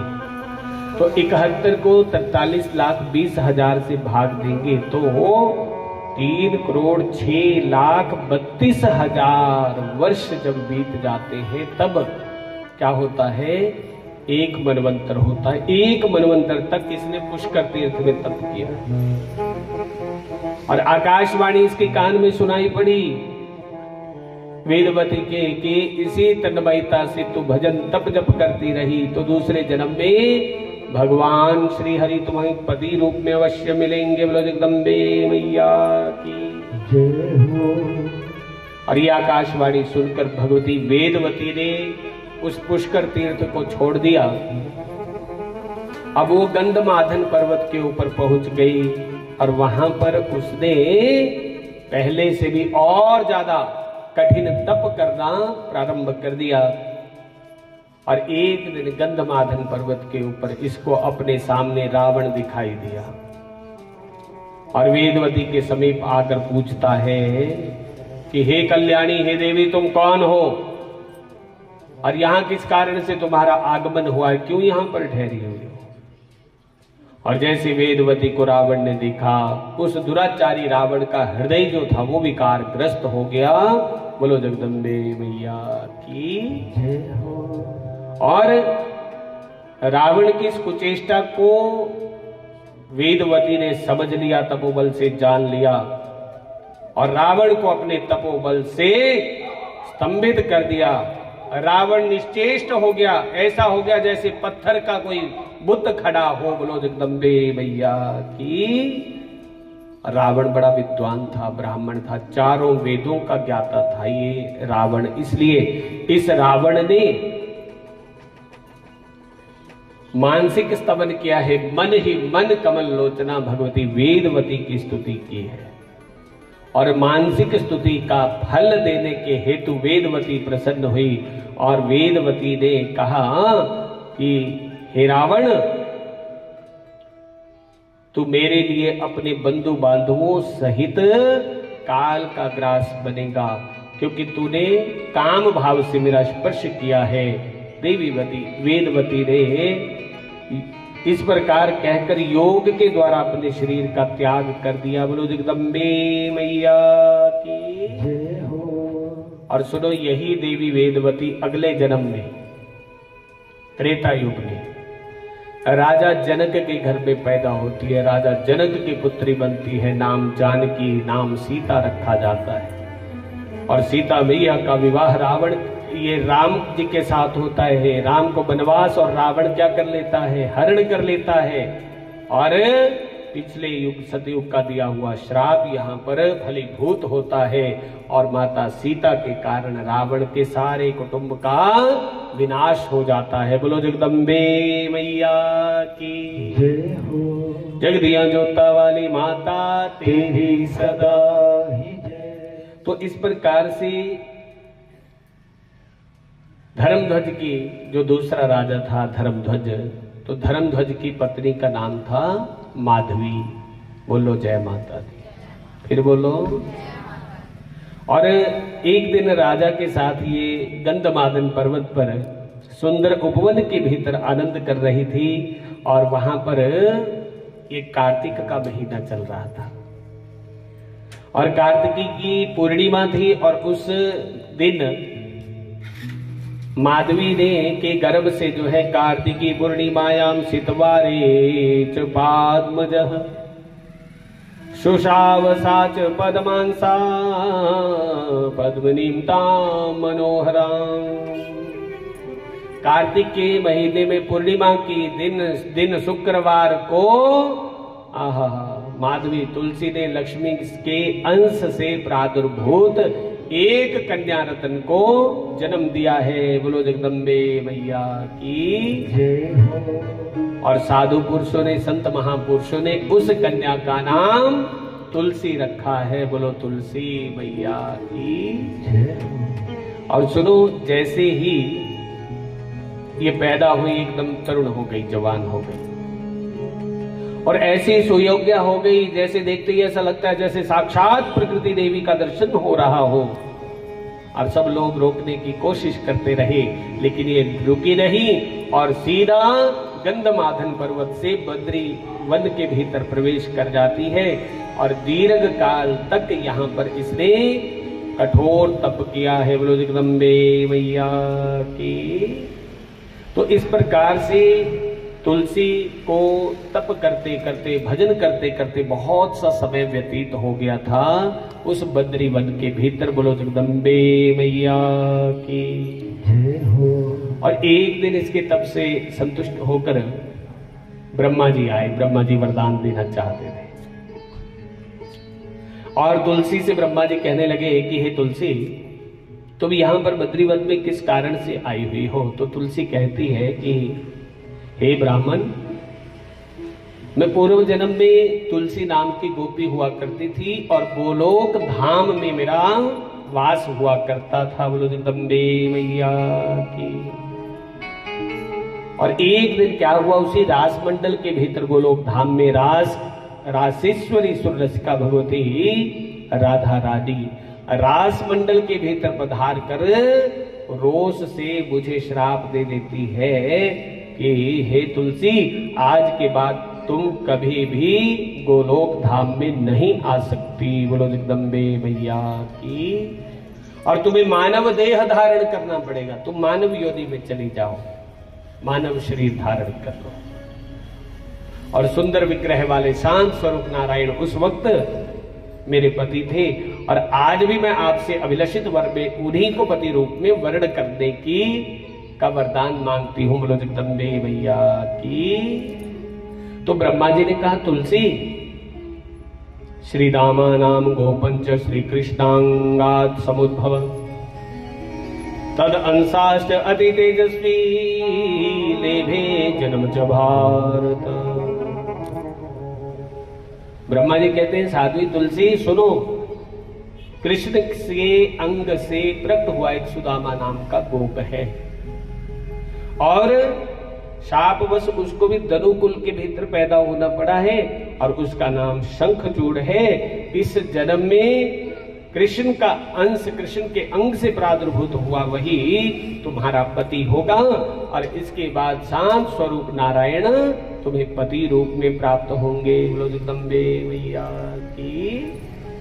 तो इस प्रकार से अपनी कला से तुम्हें भारतवर्ष में फिर वही नारायण भगवान तुमको श्राप देंगे और इस भारतवर्ष में वृक्ष बनकर तुमको रहना पड़ेगा। बोलो तुलसी मैया की।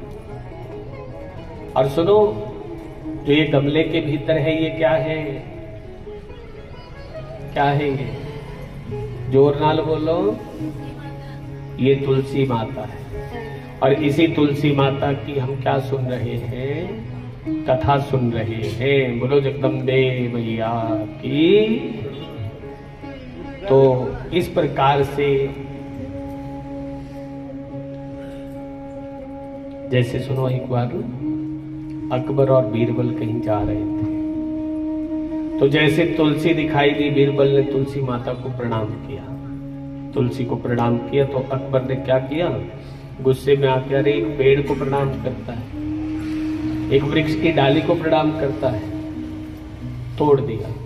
बीरबल को गुस्सा आया और आगे चले तो आगे बिच्छू बुट्टी थी जो लड़ती है, लगती है और उसको देख के भी बीरबल ने प्रणाम कर दिया। बोलो जगदम्बे मैया की।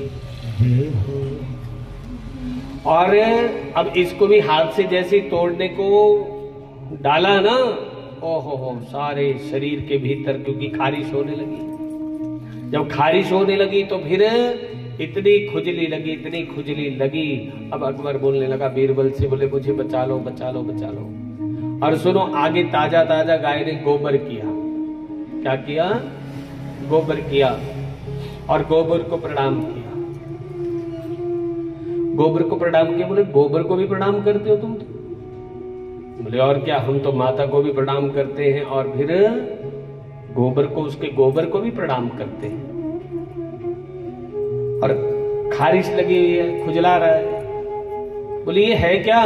बोले ये हमारे पिताजी है। तुम्हारे पिताजी? अरे कोई पेड़ दिखता है उसको माता बोल देते हो, गाय गोबर करती है उसको पिता बोल देते हो। बोले जब माता का अपमान करोगे तो ऐसा ही होगा। फिर तुमने हमारी माँ का अपमान किया है और अभी काम करो, अब पिताजी को उठाओ और मल मल के स्नान करो। बोलो जगदम्बे मैया की जय हो। और सुनो, जब तक गोबर नहीं रगड़ा शरीर के ऊपर तब तक वो खुजली जो थी वो शांत नहीं हुई। बोलो जय माता दी है। और ब्रह्मा जी कहते हैं संपूर्ण पुष्पों में हे तुलसी तुम प्रधान मानी जाओगी और तुम्हारे बिना नारायण भगवान की पूजा निष्फल होगी। जब तक तुलसी दल नारायण जी की पूजा में नहीं लगाया जाता तब तक नारायण भगवान की पूजा पूर्ण नहीं मानी जाती। भोग लगता है, भोग में भी तुलसी दल ठाकुर जी को प्राणों से बढ़कर प्रिय है। और इसलिए हे साध्वी, हे तुलसी, तुम मेरे वर्ण के प्रभाव से वृक्षों के अधिष्ठात्री देवी बनकर गोप रूप में विराजने वाले उस शंखचूड़ के साथ अनेकों प्रकार के आनंद भोगोगी। बोलो जगदम्बे मैया की। और तुलसी ने ब्रह्मा जी को प्रणाम किया और निवेदन किया, महाराज बस ऐसी व्यवस्था बनाओ जिससे मैं निश्चय ही अंत समय में उन गोविंद को प्राप्त कर जाऊं, मैं वहां जाना चाहती हूं। बोलो जगदम्बे मैया की। लेकिन ब्रह्मा जी ने निश्चित कर दिया अभी तुम्हें शंखचूड़ की ही पत्नी बनना पड़ेगा। अंत में क्या मिलेंगे तुम्हें? श्री हरि मिलेंगे, वैकुंठाधीश मिलेंगे। तो इस प्रकार से ब्रह्मा जी ने राधा रानी का कोप शांत हो जाए तुलसी के ऊपर, इसलिए षोडशाक्षर मंत्र का उपदेश किया है। और राधा रानी के सुंदर षोडशाक्षर मंत्र का उपदेश और कहा इस मंत्र को तुम अपने हृदय के भीतर धारण कर लो। मेरे वर के प्रभाव से राधा रानी को तुम प्राणों से भी बढ़कर प्यारी हो जाओगी। बोलो राधा रानी सरकार के। जगदियां जोता वाली माता तेरी सदा ही। दरबार वो बरसाना बुला लो। बोलो सच्चे दरबार की। बोलो राधा रानी सरकार की।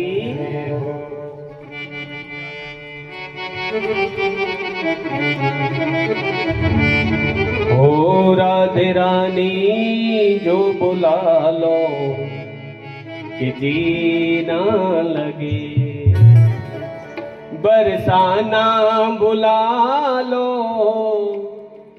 बरसाना बुला लो कि जी ना लगे। राधे रानी जो बुला लो कि जी ना लगे। राधे रानी जो बुला लो कि जी ना लगे। ओ राधे रानी जो बुला लो कि जी ना लगे। राधे रानी जो बुला लो कि जी ना लगे।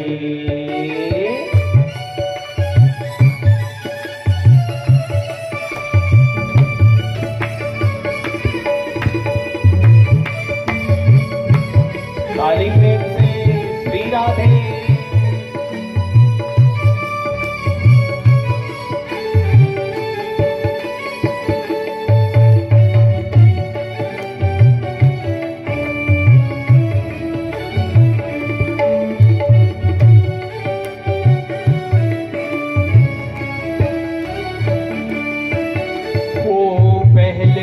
लगाई मैंने अर्जी जो फर्जी जान डाल दे। हाँ कौन सा गुनाह मेरे चित्त में धरो है जो निकाल दे।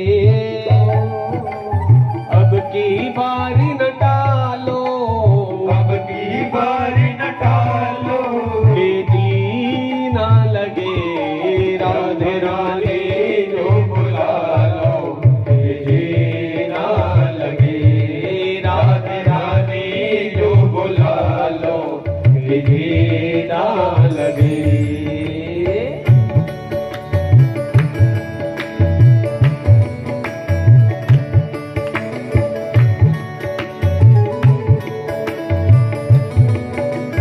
श्री राधे।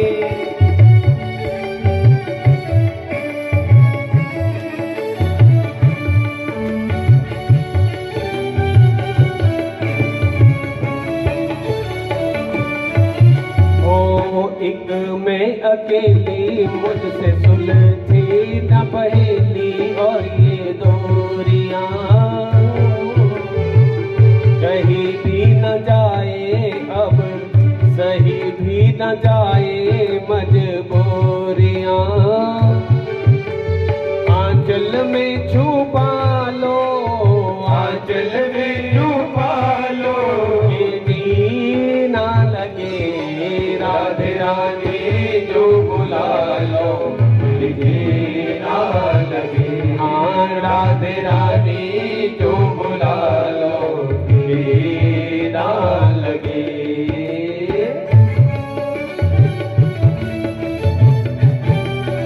श्री राधे।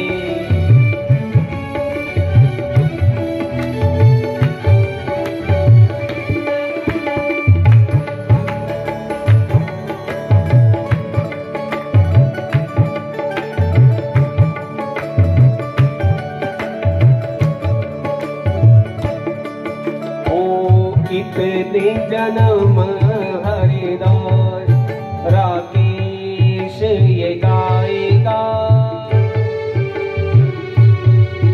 हाँ दे दो बरसाना अब छोड़ो तरसाना मर जाएगा। कुंजों में छुपा लो, कुंजों में छुपा लो कि जी ना लगे। राधे रानी जो बुला लो कि जी ना लगे। हाँ राधे रानी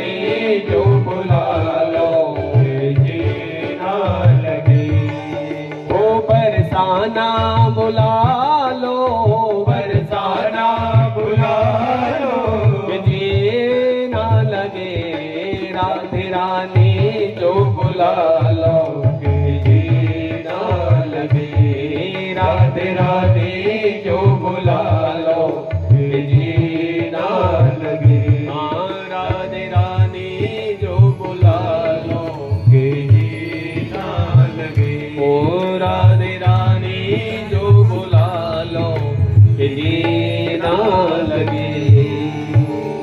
तुलसी को वरदान देकर ब्रह्मा जी चले गए और उसके बाद कुछ ही समय के बाद उसी बद्रीवत के भीतर महान योगी शंखचूड़ का प्रवेश होता है और जेगी शव्य मुनि की कृपा से भगवान श्री कृष्ण का मनोहर मंत्र श्री कृष्ण गोविंद हरे मुरारे हे नाथ नारायण वासुदेव, ये मंत्र भी इनको प्राप्त हो चुका था। इस मंत्र को शंखचूड़ ने पुष्कर तीर्थ में रहकर सिद्ध कर लिया था और इस शंखचूड़ को देखकर साध्वी तुलसी ने लज्जा का भाव प्रदर्शित करते हुए अपने मुखमंडल को वस्त्र से आच्छादित कर लिया, बोलो जगदम्बे मैया की, और अपनी नजरें जो थी साध्वी तुलसी ने नीचे झुका दी। और इस प्रकार से साध्वी तुलसी का आचरण अत्यंत प्रशंसनीय लिखा है श्रीमद् देवी भागवत में। ऐसे भव्य शरीर से ये शोभा पा रही, आहा मानो साक्षात प्रकृति देवी शंखचूड़ समीप में आया और तुलसी से पूछने लगा, या का त्वं कस्य च कन्या च धन्यमान्या च योषिता, का त्वं देवी तुम कौन हो, कस्य च कन्या तुम किसकी पुत्री हो और यहाँ किस कारण से ठहरी हुई हो, बोलो जगदम्बे मैया की। तो सुनो तुलसी उत्तर देती है, क्या कहती है, धर्म ध्वजस्य सुता हम तपस्यायाम तपोवने, मैं राजा धर्मध्वज की पुत्री हूँ और मेरा नाम तुलसी है और तपस्विनी अहम तिष्ठामि कस्त्वं गच्छि यथा सुखम, और हे राजन मैं इस वक्त पूर्ण तपस्विनी बनी हुई हूं और तुम्हें यहां से चले जाना चाहिए, क्योंकि किसी भी उच्च कुल की किसी भी अकेली साध्वी कन्या के साथ एकांत में कोई भी कुलीन पुरुष जो है वो बातचीत नहीं करता, तुम यहां से जा सकते हो, बोलो जगदम्बे भैया की। तो शंखचूड़ ने कहा, देवी तुम मुझे साधारण पुरुष मत समझो, तुम मुझे नहीं जानती पर मैं तुमको पूरा जानता हूं, क्योंकि मैं पूर्व जन्म में श्री हरि के साथ रहने वाला उन्हीं के अंश से पैदा हुआ। मैं सुदामा नाम का गोप था जो गोलोक धाम में निवास करता था, बोलो जगदम्बे मैया की। और केवल राधा रानी के श्राप के कारण मैं भारतवर्ष में दनुकुल में पैदा हुआ हूं, दानव वंश में आया हूं, बोलो जगदम्बे मैया की। अरे हे तुलसी, मैं भी तुमको जानता हूं, तुम भी पूर्व जन्म में पिछले जन्म में गोलोक धाम में भगवान श्री कृष्ण के पास रहने वाली तुलसी नाम की गोपी हुआ करती थी, बोलो तुलसी मैया की। और भारतवर्ष में तुम्हारा उत्पन्न होने के पीछे जो कारण है वो राधा रानी का रोष है, राधा रानी का श्राप है। सुनो, एक बार गोलोक धाम सूना पड़ा हुआ था, कोई नहीं था, और उस समय गोलोक धाम के भीतर तुलसी विराजमान थी। तुलसी के चित्त के भीतर विचार आया कि राधा रानी कितनी भाग्यवान है, राधा रानी का वैभव कितना ऊंचा है, और राधा रानी जब जब भी गोलोक में आती है तो भगवान श्री कृष्ण उठकर खड़े हो जाते हैं राधा रानी का स्वागत करने के लिए, बोलो राधा रानी सरकार की। ये तुलसी सोच रही थी, और कितनी भाग्यवान है राधा रानी, क्यों? क्योंकि ये भगवान के वामांग में विराजमान है ना।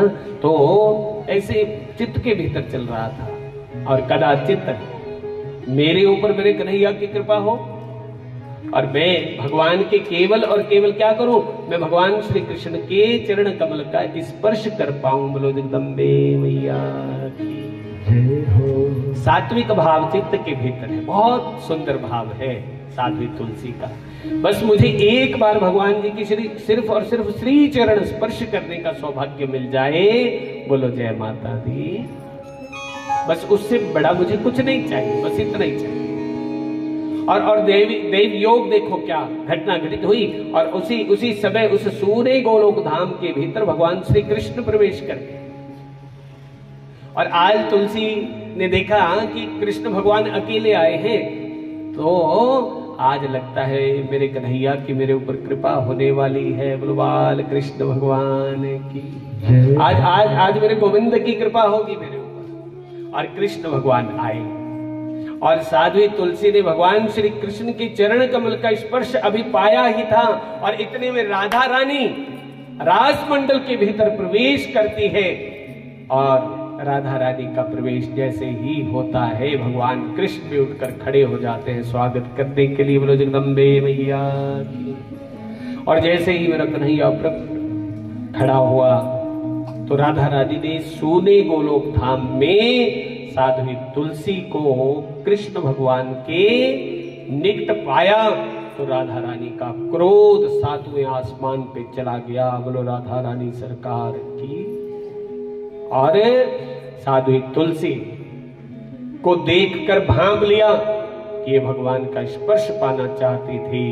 राधा रानी के रहते रहते कोई भगवान को छू भी नहीं सकता। बोलो गोविंद भगवान की।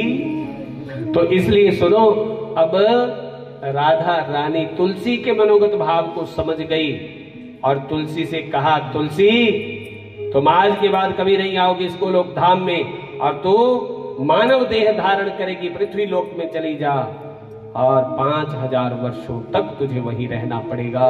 बोलो राधा रानी सरकार की। तुलसी की कोई त्रुटि नहीं थी, तुलसी की कोई गलती भी नहीं थी। बोलो जय माता दी। फिर भी तुलसी की आंखों से झरझर आंसू प्रवाहित हो रहे थे, बहते हुए आंसू। और जैसे ही गोलोक धाम से बाहर निकली तो शंखचूड़ सुना रहा है, मैं सुदामा नाम का गोप, और हे तुलसी मैं तुमसे बड़ा प्रेम करता था। और जैसे ही तुम गोलोक धाम से बाहर निकली, मैं तेरी आंखों के आंसुओं को देखकर अपने आप को रोक नहीं पाया, मैं तेरे पास आया। मैंने पूछा कि तुलसी तुम क्यों रो रही हो, तुम्हारी आंखों में अश्रु क्यों हैं? और इतने में मैं तुमसे अभी बात कर रहा था, सिर्फ पूछ रहा था, इतने में राधा रानी एकदम क्रोधित होकर जैसी गोलोक धाम से बाहर निकली, वैसे ही राधा रानी ने क्रोध में भरकर मुझे भी धनु कुल में उत्पन्न होने के लिए श्राप दे दिया। बोलो जगदम्बे मैया की जय हो। हम तुम दोनों भारतवर्ष में जन्म पा चुके हैं, इसके पीछे मुख्य कारण क्या है? राधा रानी का क्रोध है, राधा रानी का श्राप है। और इतने में ब्रह्मा जी प्रकट हो गए और ब्रह्मा जी ने कहा, शंखचूड़ तुम एकांत में इस देवी से क्या बातचीत कर रहे हो? तुम एक काम करो, गांधर्व रीति के हिसाब से विवाह कार्य संपन्न कर लो। बोलो जगदम्बे मैया की। और ब्रह्मा जी की साक्षी में शंखचूड़ ने तुलसी की मांग भर दी और तुलसी को अपनी पत्नी बना लिया। बोलो जगदम्बे मैया की जय हो। हे गंधर्वेन विवाहेन जगृहे तांच दानवः स्वर्गे दुंदुभे वाद्यम च पुष्पवृष्टिर्बभो। शंखचूड़ और तुलसी का बद्रीवन के भीतर जब विवाह संस्कार संपन्न हुआ, आकाश में दुंदुभियां, नगारे, ढोल, मृदंग बजने लगे और स्वर्ग से देवताओं ने पुष्प बरसाए हैं। बोलो जगदम्बे मैया की जय हो। राजाधिराज प्रतापी शंखचूड़ साध्वी तुलसी के साथ आनंदमय जीवन बिताने लगे और दीर्घ काल तक, बड़े लंबे समय तक जो है शंखचूड़ ने शासन किया है पृथ्वी के ऊपर। फिर देवता, दानव, असुर, गंधर्व, किन्नर, यक्ष, राक्षस सभी शंखचूड़ के शासन काल में एकदम शांत रहते हैं और धीरे धीरे शंखचूड़ का वैभव बढ़ने लगा महाराज। और देवताओं के सारे अधिकार जो थे वो शंखचूड़ के हाथ में आ गए। बोलो जगदम्बे मैया की जय हो। अच्छा सुनो, अब क्या प्रारंभ हो रहा है? कौन सा महीना है? नवंबर। नवंबर के बाद क्या आएगा? दिसंबर, फिर आएगा। और क्या होता है इन महीनों? ठंड बढ़ती जाएगी है, और मार्च समशीतोष्ण हो जाएगा, अप्रैल से गर्मी बढ़ेगी, जून जुलाई में धरती जलेगी है। तो 6 ऋतुएं है ना, तो 6 अपना अपना पूरा प्रभाव, पूरा असर। और जब भी टीवी ऑन करो, फोन में देखो, इस बार पिछले 800 साल का रिकॉर्ड टूट गया। बोलो जय माता दी। सर्दी के लिए, बरसात के लिए, गर्मी के लिए होता है हर साल, यही मिलता है सुनने। लेकिन जब शंखचूड़ का शासन चला तो सर्दी में सर्दी नहीं होती, गर्मी में गर्मी नहीं होती ज्यादा। माने हर कोई सुखी था शंखचूड़ के शासन काल में, क्योंकि देवताओं के सारे अधिकार जो थे इसके हाथ में आ गए। और जब मन करता, जहां जरूरत होती वहां बरसात हो जाती, और उतनी होती जितनी आवश्यकता होती। इसलिए देखो शंखचूड़ के शासन में कर्मों का जो लेखा जोखा जो इस जीवात्मा को भोगना पड़ता है वो सारे अधिकार, धर्मराज का अधिकार भी शंखचूड़ के हाथ। और सारे के सारे देवता बोलते हैं इकट्ठे होके, बोले महाराज हम तो नाम के देवता रह गए, सारे अधिकार तो शंखचूड़ के पास है। और इसलिए ब्रह्मा जी की शरण में चले गए और ब्रह्मा जी को लेके आज सीधा वैकुंठ में प्रस्थान किया। बोलो वैकुंठाधीश भगवान की जय हो। तो वैकुंठाधीश को जाके प्रणाम करके कहा, बोले महाराज ये शंखचूड़ दिनों दिन बढ़ता जा रहा है, और देवताओं ने कहा हमारे सारे अधिकार उसने छीन लिए हैं, और जिसकी आयु पूर्ण हो जाती है उसको मरना चाहिए कि नहीं मरना चाहिए? लेकिन मरता ही कोई नहीं है, प्रजा सुखी है। और देवता भी चाहते हैं कि प्रजा में, संसार में कोई सुखी नहीं रहना चाहिए। बोलो जय माता दी। क्योंकि कर्मों का जो लेखा जोखा है, उस कर्मों के लेखे जोखे का भुगतान करने के लिए तो ये मानव देह मिली है। बोले जेड़े पाप कर्म पिछले जन्मां दे विच कीते होए उन्हां दा फल भोगने वास्ते ही ये नर्तन मिला है। बोलो जय माता दी। तो इसलिए सुनो, आज भगवान कहने लगे, बोले इस शंखचूड़ को तुम कोई नहीं मार सकते, क्योंकि एक तो वो अपने गले में कृष्ण कवच धारण करके रखता है हमेशा। जब तक उसके कंठ में वो कृष्ण कवच रहेगा तब तक उसको कोई भी अस्त्र शस्त्र भेदन नहीं कर सकता। और दूसरा, उसकी रक्षा कौन करता है? साध्वी तुलसी का पति व्रत धर्म जो है उसके चारों तरफ एक सुरक्षा कवच बनकर भ्रमण करता है। इसलिए शंकर भगवान मेरा त्रिशूल लेके जाएं, और दानवराज को युद्ध में समाप्त तभी किया जा सकता है जब मैं उसकी पत्नी का शील हरण करूंगा, उसके सतीत्व को नष्ट करूंगा, तभी उस शंखचूड़ की मृत्यु संभव हो सकती है। बोलो जगदम्बे मैया की। तो इस प्रकार से ब्रह्मा शिवम सन्नियोज्य संघारे दानवस्य च जगाम स्वालयम दूर्णम यथास्थानम सुरोत्तम। और वैकुंठाधीश ने अपना त्रिशूल महादेव को सौंपा। महादेव ने त्रिशूल हाथ में उठाया और ब्रह्मा जी ने पुष्पभद्रा नदी के तट पर महादेव से कहा, हे महादेव अब इस शंखचूड़ का वध करके ही आप अपने कैलाश पर्वत पे जाना। बोलो शंकर भगवान की जय हो। हे पुष्पभद्रा नदी तीरे वट बोले त्रिलोचन विषयम देहि तेषांच युद्धम वा कुरु निश्चितम। बस एक बार कोशिश करना, अगर वो मान गया शंखचूड़ तो ठीक है, नहीं माना तो उसका वध करके देवताओं का सारा अधिकार उनके हाथ में देना अब आपका कर्तव्य है। बोलो शंकर भगवान की जय हो। तो इस प्रकार से महादेव ने अपने एक सेवक को, अपने एक अनुचर को, जिसका नाम था पुष्पदंत, बोलो जय माता दी, तो उस पुष्पदंत को दूत बनाकर भेजा और कहा जो जो बात शंकर जी ने कही थी जाना, उस शंखचूड़ से कहना जितने भी देवताओं के अधिकार हैं वो सारे के सारे तुम वापस दे दो और तुम अपने राज्य में रहो, हमारा तुम्हारा कोई बैर विरोध नहीं है। जब शंखचूड़ को ये समाचार मिला तो शंखचूड़ को हंसी आई और शंखचूड़ कहता है पुष्पदंत से, बोले तुम जाओ भैया, हम कल स्वयं आएंगे और शंकर जी से बातचीत करने के लिए। तो इधर जो है तुलसी को जब ये समाचार मिला कि युद्ध की अभिलाषा से साक्षात महादेव पधारे हुए पुष्पभद्रा नदी के तट पर, तो शंखचूड़ से भयभीत होकर घबराकर डर कर कहने लगी, बोले प्राणनाथ शंकर भगवान किस हेतु से आए हैं, बस आप पहले ये जानने की कोशिश करो, जैसा शंकर भगवान कहे वैसा तुम्हें कर लेना चाहिए। बोलो गौरी शंकर भगवान की। और शंखचूड़ ने कहा, हे प्रिय, हे साध्वी, हे तुलसी, कर्म भोग का सार निबंध काल सूत्र में बता हुआ है। शंखचूड़ ने तुलसी को संपूर्ण शोकों को दूर करने वाले उत्तम ज्ञान का उपदेश जो था वो साध्वी तुलसी के प्रति किया, जो दिव्य भांडीर वन में भगवान कृष्ण की कृपा से इसको मिला था। बोलो जय माता दी। और तब जाकर अधीर हुई तुलसी का मन जो था वो शांत हुआ।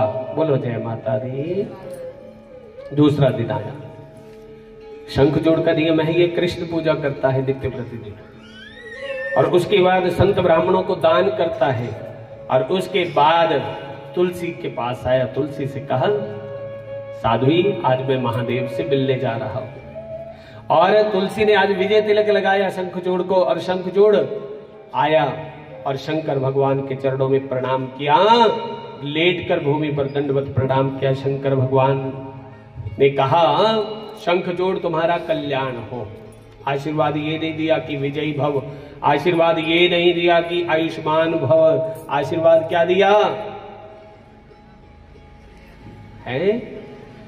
हाँ, तुम्हारा कल्याण हो। हे राजन, तुम देवताओं के अधिकार उनको वापस दे दो और तुम अपने लोक में सुखी रहो, सुरक्षित रहो। देहि राज्यम च देवानां मत बुद्धि रक्ष भूमि पर सुखम स्वराज्ये त्वं तिष्ठ देवास्तिष्ठन्ति वही पदे। तुम अपने स्थान पर सुखपूर्वक रहो, देवता अपने स्थान पर रहो, बस देवताओं के अधिकार उनको वापस करने की कृपा करो। बोलो जगदम्बे मैया की। लेकिन शंखचूड़ पता क्या बोलता है? शंखचूड़ कहता है, बोले हे महादेव सुनो, ये देवता कोई और तो है नहीं, हमारी भाई है, और भाई भाई की तो लड़ाई हमेशा चली रहती है। अच्छा, दो भाई तीन होंगे तो लड़ेंगे भी आपस में, जब होगा ही कोई नहीं तो। अरे सुनो महाराज, हे महादेव, हमारा युद्ध सदा चलता आया है, और कभी उस युद्ध में हम जीतते हैं तो कभी उस युद्ध में वो जीत जाते हैं, तो हार जीत हमारी चली रहती है महाराज। और हमारे विरोध के भीतर आपका आना तर्क संगत नहीं है। बोलो जगदम्बे मैया की जय हो। और हे महादेव, यदि कदाचित हमारा और आपका युद्ध किस समय ठन गया तो फिर उस युद्ध में अगर हमारी विजय होगी तो त्रिलोकी में हमारा आधिपत्य स्थापित हो गया, और यदि इस युद्ध में आप जीत गए तो आप तो पहले ही महादेव कहलाते हैं, आपकी कीर्ति में कोई वृद्धि नहीं होगी। और अगर आप हार गए कदाचित तो आपका अपयश सारी दुनिया में फैल जाएगा। इसलिए आप हमारे लिए भी उतने पूजनीय हो जितने आप देवताओं के लिए वंदनीय हो। बोलो शंकर भगवान की जय हो।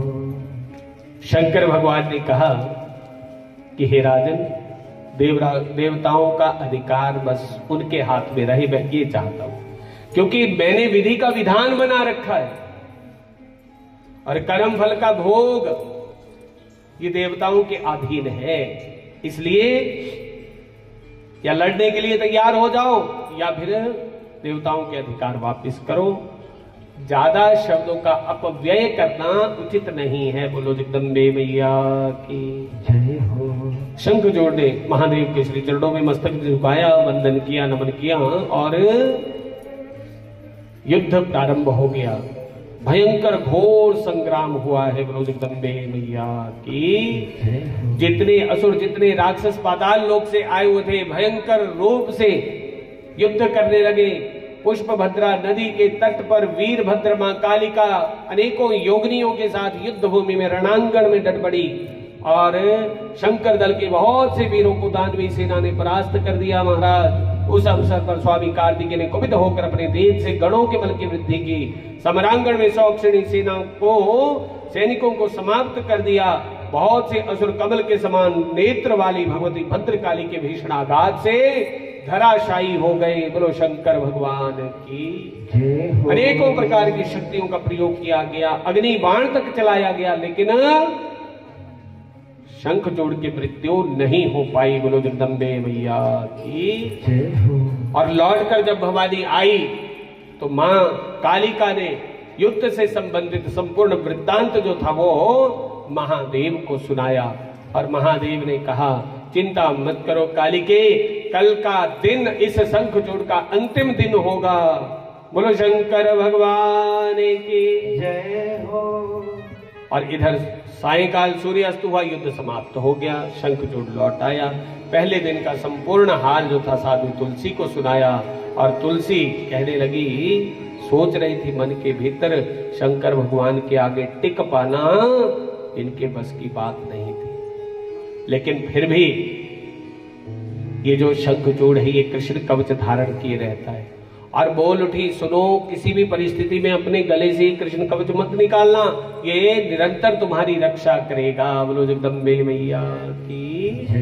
ये तुम्हारी रक्षा करेगा। और दूसरा दिन फिर पूजा की। और आज सुनो, भगवान स्वयं एक वृद्ध ब्राह्मण का रूप धारण करके आए। जैसे ही ये पूजा से निवृत्त होकर बाहर निकला मंदिर के, उसी वक्त क्या किया, भगवान ने एक वृद्ध ब्राह्मण का, त्रिशित निरीह ब्राह्मण का रूप धारण कर लिया। बोलो जगदम्बे मैया की जय हो। जगदिया जोता वाली माता तेरी सदा ही जय। और शंखचूड़ ने निरीह त्रिशित ब्राह्मण को अपने पास देखा, सामने देखा तो कहा, हे ब्राह्मण देवता, आप किस हेतु से आपका आगमन हुआ है? बोलो जगदम्बे मैया की जय हो। तो कहा, बोले मैं एक याचक ब्राह्मण हूँ और भिक्षा के लिए आया हूँ और आपसे भिक्षा चाहता हूँ। बोलो जगदम्बे मैया की जय हो। आपसे भी भिक्षा लेने के लिए आए। भिक्षा में क्या चाहते हैं? जो मांगोगे मिलेगा। अच्छा, तो अब भिक्षा पे क्या मांगा? बोले पहले एक काम करो, तुम साक्षी दे दो।